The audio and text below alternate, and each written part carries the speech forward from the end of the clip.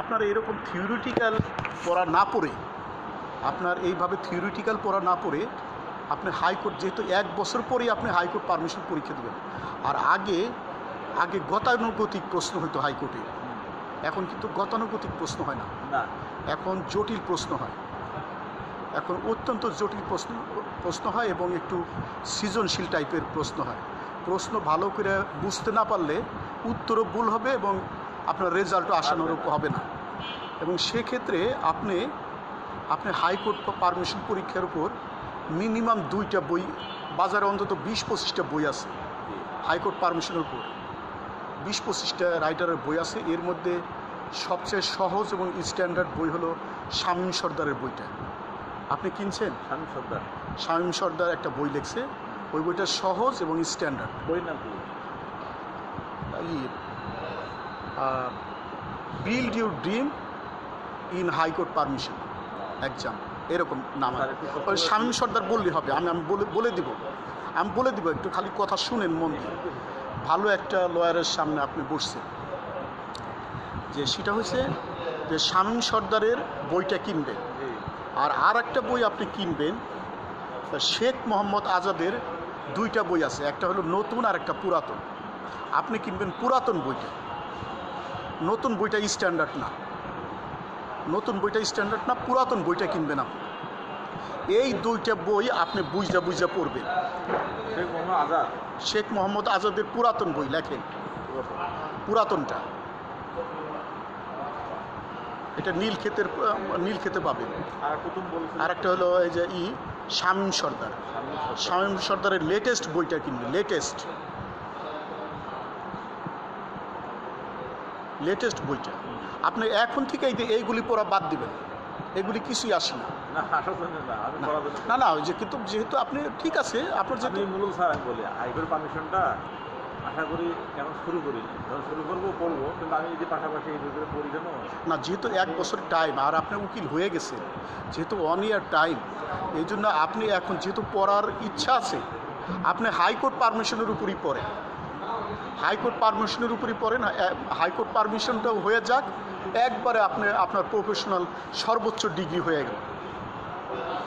আমার কথা বুঝেন নাই?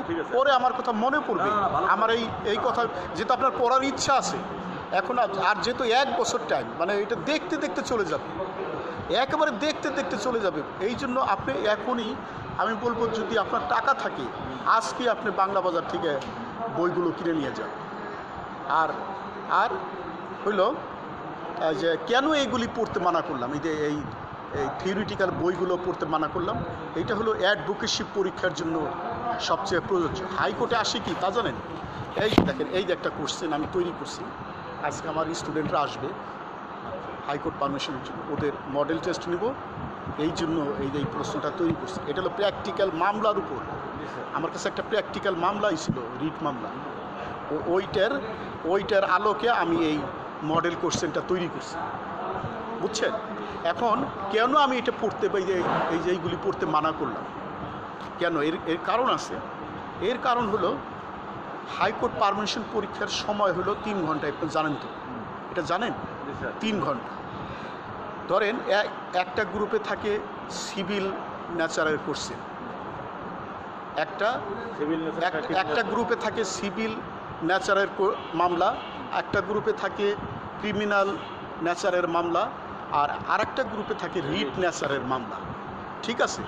এখন এই 3টা প্রশ্ন 3 ঘন্টা, কিন্তু আপনি একটা প্রশ্ন দেওয়ার জন্য 1 ঘন্টা সময় পাবেন, কিন্তু তা না, আপনি 45 মিনিট সময় পাবেন।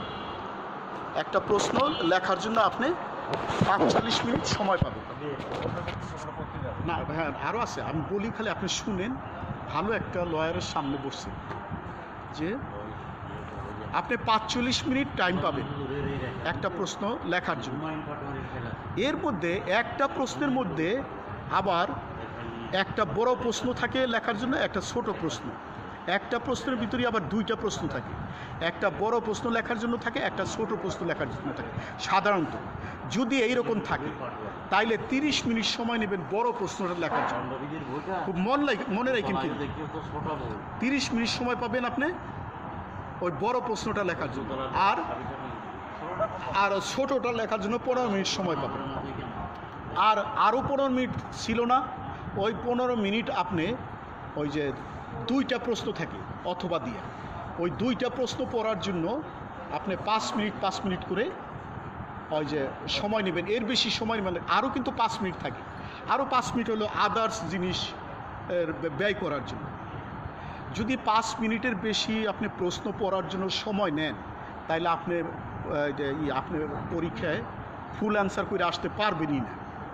ক্লিয়ার হলো কথাটা? আমি কিভাবে পরীক্ষা দিছি সেটা একটু বলি, তাইলে ভালো হবে। আমি প্রথমে